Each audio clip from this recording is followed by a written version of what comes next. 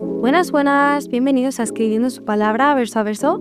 Vamos a leer la Biblia juntos, verso a verso y sin prisa. Y antes de comenzar, me gustaría animarte a que puedas compartir esa experiencia con alguien, que puedas leer la Biblia con un amigo, con una amiga, con un compañero del trabajo, con alguien de la familia, con tu pareja, con amigos del gimnasio, no sé, con quien se te ocurra, que sería bueno compartir, que sería bueno apoyaros, acompañaros también en oración, poder experimentar pues el Espíritu Santo en vuestra vida obrando y hacerlo juntos.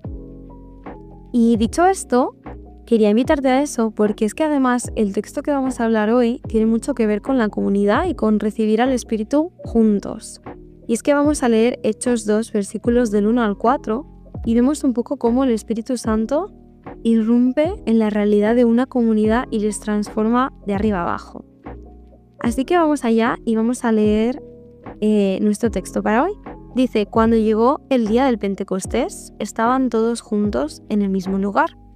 De repente vino del cielo un ruido como el de una ráfaga violenta de viento y llenó toda la casa donde estaban reunidos.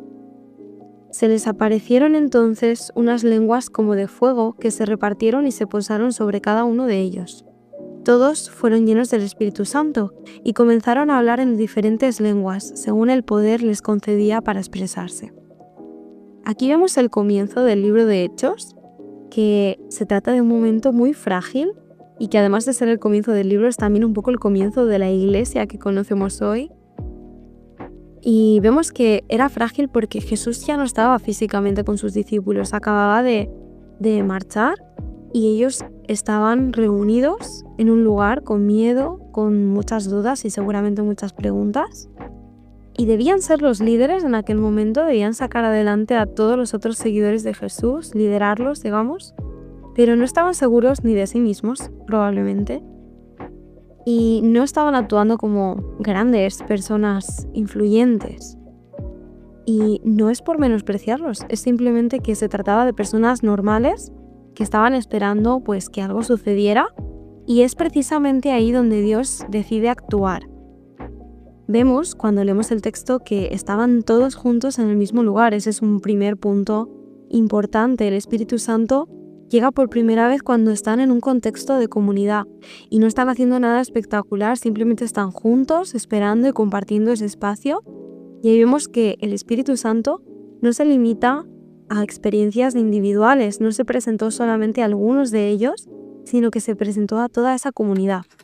Dios decidió actuar en medio de esas personas que estaban asustadas, pero estaban acompañándose unas a otras, estaban caminando esa situación juntas. Y dice también la Biblia que pasó de repente, que vino ese viento muy muy fuerte, muy ruidoso, y ese de repente es también clave. Ahí vemos que ellos aún no lo tenían todo bajo control, seguían asustados, seguían en ese momento muy, digamos, ordinario y casi triste, pero Dios irrumpe en ese momento, no porque lo tengan todo preparado, sino porque es Él quien decide actuar, como mencionábamos antes. Entonces este día del Pentecostés nos recuerda que la fe no se basa solamente en los momentos de planificación en los que yo me organizo para tener pues un momento de lectura, de escuchar por ejemplo el podcast o ese momento que yo planifico orar, sino que la fe se basa también en tener una apertura a recibir al Espíritu Santo o a lo que Dios nos mande, que es lo que estaban esperando un poco ellos, ¿no? Una señal del cielo, lo que fuese, ¿no? Y me gusta la imagen que se utiliza en este texto de el Espíritu Santo como un viento y luego como un fuego, porque el viento representa movimiento, pero a la vez mueve como mucho la vida, empuja, y por otro lado el fuego representa normalmente pues la presencia de Dios, la purificación, la energía.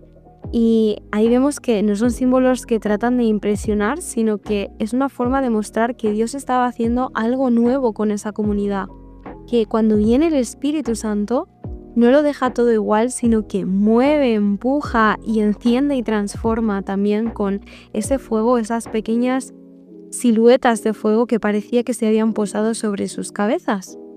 Dice además el texto que todos fueron llenos del Espíritu Santo.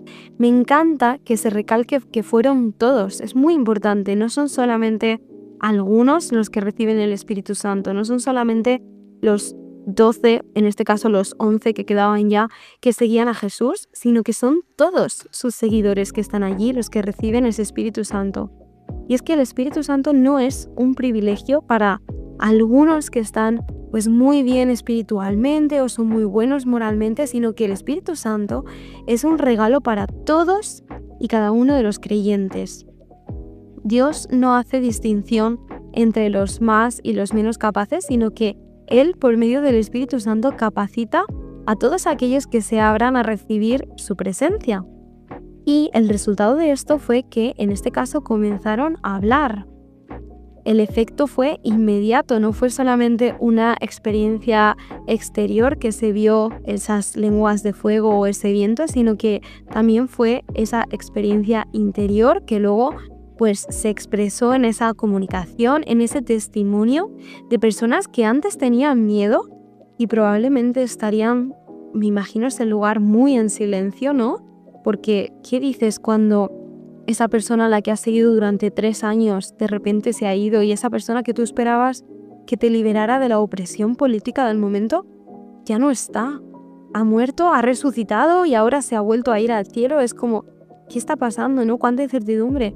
Me los imagino muy, muy callados y sin embargo ahora ya no están callados con ese miedo o esa incertidumbre, sino que ahora tienen palabras, no porque de repente fuesen expertos, sino porque el Espíritu, podríamos decir que los empoderó, ¿no? Que es una palabra pues muy de moda últimamente. Esto del empoderamiento y demás, pues ¿cómo se ve con el Espíritu Santo? Pues en el caso del Espíritu Santo, ese empoderamiento, podríamos decir, no es más que dejar de vivir aferrados al miedo y abrirse a lo que Dios puede hacer en nuestra vida. Y ahí vemos cómo finalmente pues el Espíritu y el testimonio que ellos dan, ¿no?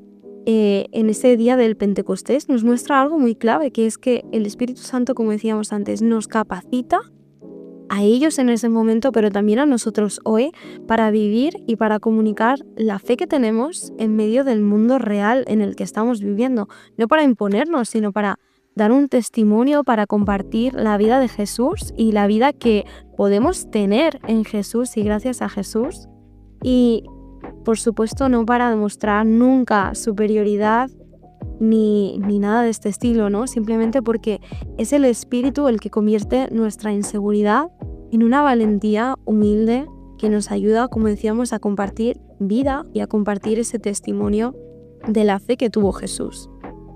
Creo que hoy más que nunca es necesario poder compartir ese testimonio de lo que hizo Jesús por nosotros y para eso necesitamos encontrarnos con el Espíritu Santo, que no solamente nos acompaña en nuestro interior, sino que nos impulsa hacia afuera, nos da palabras, nos da valor y nos da un propósito. Y donde antes había miedo, ahora, como vemos en esta historia, hay un testimonio.